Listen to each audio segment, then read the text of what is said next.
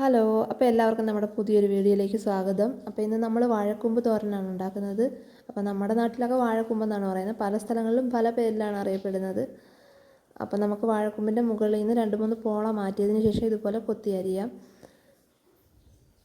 അപ്പോൾ അരിഞ്ഞെടുത്തതിന് ശേഷം അതിനകത്തൊരു നാരുണ്ട്. അപ്പോൾ ആ നാര് മാറ്റാനാണ് ഞാൻ കയ്യിൽ കുറച്ച് എണ്ണ തേച്ചിട്ട് ഇതുപോലെ എടുത്തൊന്ന് ചുറ്റിച്ചിട്ടെടുക്കുകയാണ്.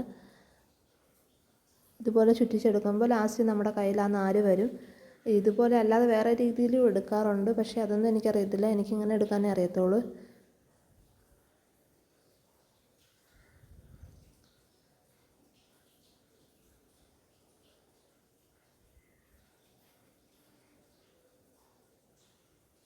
കണ്ടോ, ഇതുപോലെ വരും നാര്. അപ്പോൾ ഇത് മാറ്റണം.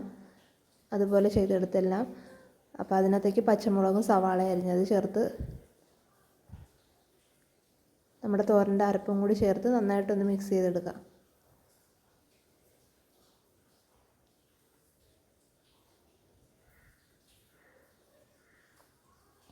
കുറച്ച് ഉപ്പും കൂടി ഇട്ടിട്ട് ഒന്ന് മിക്സ് ചെയ്തെടുക്കണം.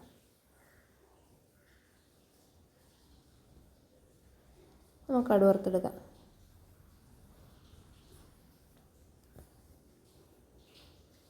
ഇതിൽ ചെറുപയർ ഒക്കെ ചേർക്കുന്നവരുണ്ട്, വേവിച്ച് ചേർക്കാറുണ്ട്, പക്ഷേ ഞാനല്ലാതെയാണ് ചെയ്യുന്നത്.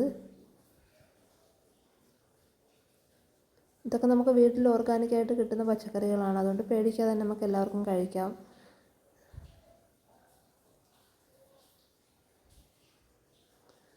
അപ്പോൾ നമ്മളതൊന്ന് നന്നായിട്ടൊന്ന് മിക്സ് ചെയ്തിട്ട് അടച്ചു വെച്ച് ഒരു 5-10 മിനിറ്റ് അടച്ചു വെച്ച് ഒന്ന് ഇടയ്ക്കിടയ്ക്ക് ഇളക്കി ഒന്ന് വേവിച്ചെടുക്കാം.